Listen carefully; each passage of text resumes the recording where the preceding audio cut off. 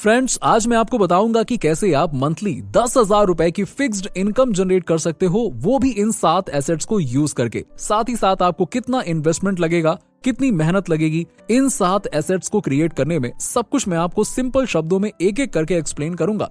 Video specially teenagers और college students के लिए बहुत इंपॉर्टेंट है, क्योंकि आपके पास कंपैरेटिवली ज्यादा टाइम है। अगर आप अपनी इन्वेस्टमेंट जर्नी स्टार्ट करते हो तो कंपाउंडिंग की हेल्प से you will be become a billionaire in future.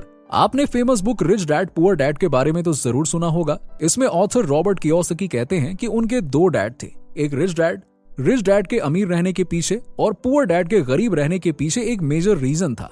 Problem यह थी कि जो पुअर डैड थे वो हमेशा अपने सैलरी पे और सैलरी बढ़ाने पर ही फोकस करते थे, और रिच डैड हमेशा अपने एसेट बिल्डिंग पे फोकस करते थे। इसीलिए रॉबर्ट अपने रिच डैड की तरह एसेट बिल्डिंग पे ध्यान देना स्टार्ट करते हैं, ना कि सैलरी पे। और आज उनके पास $100 मिलियन का नेटवर्क है। एंड वॉरेन बफेट, जो कि इन्वेस्टमेंट के किंग माने जाते हैं, उन्होंने सिर्फ 11 साल की उम्र में ही इन्वेस्टमेंट करना स्टार्ट कर दिया था, और आज उनके पास $108 बिलियन का नेटवर्क है। तो चलो देखते हैं कि कौन कौन से वो 7 एसेट्स हैं जिनकी हेल्प से आप जीरो से स्टार्ट करके बहुत जल्दी रिच बन सकते हो। So let's get started. पहला एसेट है बिजनेस। इमेजिन अदिति 5 ईयर से ग्राफिक डिजाइनर है और वो सिर्फ अपनी सैलरी से ही अपने फैमिली को सपोर्ट करती है। लेकिन अगर आज एआई ने अदिति की जॉब को रिप्लेस कर दिया तो वो अनएम्प्लॉयड हो जाएगी। उसके पास पैसे नहीं होंगे बिल्स पे करने के लिए, और 9 to 5 जॉब में आप जब तक वर्क कर रहे हो तब तक आपके पास पैसे आएंगे, और जब आप वर्क करना स्टॉप कर दोगे तो सीधी सी बात है कि पैसा आना भी स्टॉप हो जाएगा। आप बीमार पड़ जाओगे तो पैसे आने स्टॉप हो जाएंगे। अब लोग सोचते हैं कि बिजनेस करना रिस्की है, लेकिन क्या आपको यह नहीं लगता कि सिर्फ सैलरी पे डिपेंड रहना ज्यादा रिस्की है? आप मंथली 10,000 रुपए कमाने के लिए इजीली एक बिजनेस क्रिएट कर सकते हो। तो पहले ट्रेडिशनल बिजनेस में आपको टाइम, पैसे, नेटवर्क और फिजिकल स्टोर चाहिए होता था, लेकिन आज डिजिटल बिजनेस के लिए आपको सिर्फ और सिर्फ इंटरनेट चाहिए, और बिजनेस करके आप बहुत सारे पैसे भी सेव कर सकते हो, क्योंकि आपको जीएसटी रिबेट मिलता है। फॉर एग्जाम्पल, मुझे एक आईफोन खरीदना है, तो अगर मैं सैलरीड एम्प्लॉय होता तो मुझे ये आईफोन करीबन 80,000 रुपए में परचेज करना पड़ता। लेकिन जस्ट बिकॉज मेरा एक बिजनेस है तो मुझे जीएसटी रिबेट मिलेगा, और मैं ये सेम आईफोन 10,000 से 14,000 रुपए कम कीमत में परचेज कर सकता हूँ। तो इसी तरह बहुत सारे प्रोडक्ट्स में आप जीएसटी इनपुट क्रेडिट ले सकते हो। दूसरा ये है कि आप ज्यादा टैक्स देने से बच सकते हो। फॉर एग्जाम्पल, अगर एक सैलरीड एम्प्लॉयड को 15 लाख का घर खरीदना हुआ तो उसको टीडीएस, इनकम टैक्स, ये सब कुछ देना पड़ेगा। लेकिन अपोजिट साइड में एक बिजनेस ओनर अपना बिजनेस एक्सपेंस दिखा के टैक्सेबल इनकम को कम कर सकता है। कैसे? चलिए मान लेते हैं कि एक छोटी सी जूस की दुकान हर साल 10 लाख रुपए अर्न करती है, लेकिन वो 2 लाख रेंट देती है, 3 लाख सैलरीज में खर्च करती है और 1 लाख इक्विपमेंट्स में। तो अब बचे हुए 4 लाख पे ही उनको टैक्स लगेगा। अब देखते हैं कि आप बिजनेस करके महीने में 10,000 रुपए कैसे अर्न कर सकते हो। जरूरी नहीं है कि हमें टाटा या बिरला जैसे बड़ा बिजनेस ही बनाना है। आप पावर ऑफ स्मॉल थिंकिंग को समझो। आप मान लो 100 रुपए का फोन कवर महीने में 100 लोगों को भी सेल करते हो तो ऑनलाइन आपका 10,000 साइड इनकम इजिली बन जाएगा। या आप 1,000 रुपए की कोई बुक सिर्फ 10 लोगों को बेच सकते हो, तो एक महीने में आप पूरे के पूरे 10,000 रुपए बना सकते हो, या इससे भी ज्यादा। ऐसे ही कुछ भी प्रोडक्ट्स बेचकर कस्टमर्स को आप अपने गोल को अचीव कर सकते हो। आई होप कि आप समझ गए होंगे कि बिजनेस करने के क्या फायदे हैं। अब बढ़ते हैं सेकंड एसेट की तरफ, जो कि है रियल एस्टेट। चीन को भी पीछे छोड़ के इंडिया पॉपुलेशन में नंबर 1 की पोजीशन पर आ गया है। इसीलिए हाउसिंग, ओनरशिप और कमर्शियल स्पेस की डिमांड लगातार बढ़ती ही जा रही है। और दूसरी तरफ अर्थ पर बहुत लिमिटेड लैंड है, ओनली 29%, जिसमें ज्यादातर लैंड डिजास्टर माउंटेन से भरा हुआ है, जहां ना इंसान रह सकता है और ना ही फार्मिंग कर सकता है। इसीलिए सिर्फ 1/3 लैंड में ही पूरा का पूरा वर्ल्ड एडजस्ट कर रहा है। दैट्स व्हाट रियल एस्टेट का प्राइस और वैल्यू लॉन्ग टर्म में इंक्रीज होती ही रहेगी। सो जमीन में इन्वेस्ट करना एक सेफेस्ट ऑप्शन है।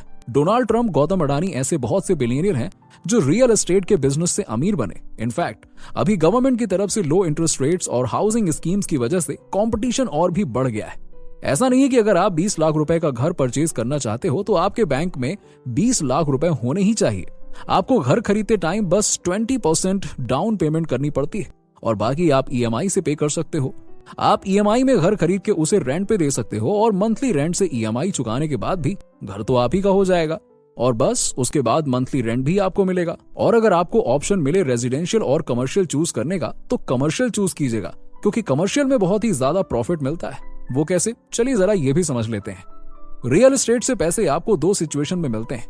पहला, जब आप अपने घर को रेंट पे देते हो, मंथली आपको कुछ पैसे मिलेंगे। दूसरा, जब आप जमीन कुछ सालों के लिए होल्ड करके कुछ सालों के बाद में उसे सेल कर देते हैं तो उस प्रॉपर्टी में जो भी अप्रिसिएशन होता है वो आपको मिल जाता है। यानी कि आपका टोटल यील्ड कितना हो गया, rent yield plus property price appreciation. तो देखिए, फ्लैट रेंट देने पे आपको टोटल यील्ड करीबन 2 से 3% मिलता है, और वहीं कमर्शियल प्रॉपर्टीज रेंट पे देने से आपको 3 से 4% रेंटल यील्ड मिलता है। इसीलिए बेटर है कि आप कमर्शियल प्रॉपर्टीज खरीदने की कोशिश करो। रियल एस्टेट से पैसे बनाने का दूसरा अप्रोच हो सकता है house flips strategy. For example, एक गांव में आपका एक घर था जिसको कोई खरीद नहीं रहा था क्योंकि उस घर की हालत खराब थी और पास में एक नाला भी था। तो मिस्टर शर्मा ने क्या किया कि कम पैसे में उस प्रॉपर्टी को खरीद के उसकी रिपेयरिंग करवाई और नाले को ढक दिया। देन उस प्रॉपर्टी की प्राइस 3x बढ़ गई। इसे कहते हैं हाउस फ्लिप्स स्ट्रैटेजी। यानी कि अगर आपको अपना पैसा 2 to 3 ईयर्स में ही चाहिए तो इसमें इन्वेस्ट ना करें, क्योंकि हो सकता है कि लॉन्ग टर्म में आपकी प्रॉपर्टी ना बिके। चलिए देखते हैं रियल एस्टेट से मंथली कैसे कमाएं। फॉर एग्जाम्पल, अगर आप 22 लाख रुपए का घर लेते हैं तो उसमें आपको 3% रेंटल यील्ड मिलेगा प्लस 2 से 3% प्रॉपर्टी अप्रिसिएशन मिल गया, और ये हो गया is equal to 6% profit per year. तो 22 लाख का आपको 1,32,000 रिटर्न मिल गया पर ईयर। तो मंथली आपका 11,000 जैसा इनकम जनरेट होता है। अब इसमें मेंटेनेंस कॉस्ट, टैक्स वगैरह लगा लीजिए, लेकिन फिर भी आपको कुछ रेंटल प्रॉफिट तो मिलता ही है। तो इसके बारे में अच्छे से रिसर्च करके आप रियल एस्टेट में इन्वेस्ट कर सकते हैं। अब चलिए आगे बढ़ते हैं एसेट नंबर 3 की तरफ, जो की है paper asset. For example, stock, mutual funds या index funds, bonds, security, currency, इन सबको आप छू ही नहीं सकते हैं। बस सब कुछ पेपर पर होते हैं। अगर आप टाटा का स्टॉक खरीद लेते हैं तो वो आपके डीमेट अकाउंट में पड़ा रहेगा, आप उसको टच या फील नहीं कर सकते हैं, इसीलिए उन्हें पेपर एसेट कहते हैं। पर हमें पेपर एसेट में इन्वेस्ट क्यों करना चाहिए? तो देखिए, अगर आप खुद का बिजनेस चला के रिच नहीं बन सकते हैं तो किसी और के बिजनेस में इन्वेस्ट करके रिच बनो। इंडिया की जीडीपी जब बढ़ती है तो इंडेक्स फंड भी बढ़ता है। ऐसा क्यों? क्योंकि इंडिया की जीडीपी टॉप कंपनी से बनती है, तो जब टॉप कंपनी में इन्वेस्ट करोगे तो जीडीपी तो बढ़ेगी ही ना, और इंडेक्स फंड भी बढ़ेगा। तो अगर आपको भरोसा है कि इंडिया की जीडीपी बढ़ने वाली है तो इंडेक्स फंड में इन्वेस्ट करो। और अगर आप वॉरेन बफेट की तरह अच्छा स्टॉक एनालाइज कर सकते हो तो अच्छे स्टॉक सेलेक्ट करके मैक्सिमम रिटर्न के साथ रिच बन सकते हो। तो चलो अब देखते हैं कि आप पेपर एसेट से 10,000 रुपए पर मंथ अर्न कर सकते हो कि नहीं। अगर हम निफ्टी 50 का एवरेज रिटर्न देखें जो कि पिछले 20 सालों का है तो वो है लगभग 12.2%। तो अगर आपका टारगेट है कि 10,000 रुपए मंथली कमाने हैं तो आपका पोर्टफोलियो का साइज होना चाहिए 12 लाख का। कंपाउंडिंग का पावर इतना स्ट्रॉन्ग है कि मान लो शर्मा जी ने अपने 25 साल की एज में इन्वेस्टमेंट करना स्टार्ट किया था। वो हर साल 500 इन्वेस्ट करते हैं और 40 साल के बाद उनको रिटर्न मिलेगा 31 लाख। और अगर शर्मा जी 500 को एवरी ईयर 10% से इंक्रीज करते हैं, क्योंकि उनकी इनकम भी तो एवरी ईयर इंक्रीज होगी ना। जैसे कि 2023 में उन्होंने 500 रुपए इन्वेस्ट किए, 2024 में 550 और 2025 में 600।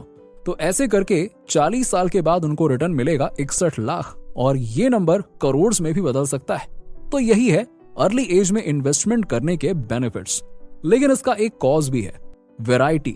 यस, अगर आप इन्वेस्टमेंट करने के कुछ दिन बाद 50% चाहते हो तो ऐसा नहीं होगा। कभी कभी तो शायद आपको लगेगा कि आपका रिटर्न कम आ रहा है, लेकिन लॉन्ग टर्म में टिके रहने से आपका रिटर्न बढ़ेगा ही बढ़ेगा। यही कंपाउंडिंग का पावर है। और जब आपको लगेगा कि आपका गोल पूरा हो चुका है तब पैसे निकाल लो।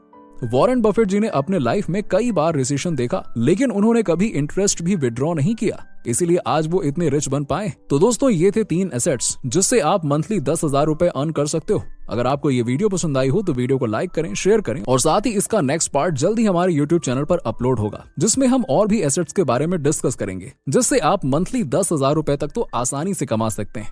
तो इस वीडियो को देखने के लिए हमारे चैनल को जल्दी से सब्सक्राइब कर लीजिएगा।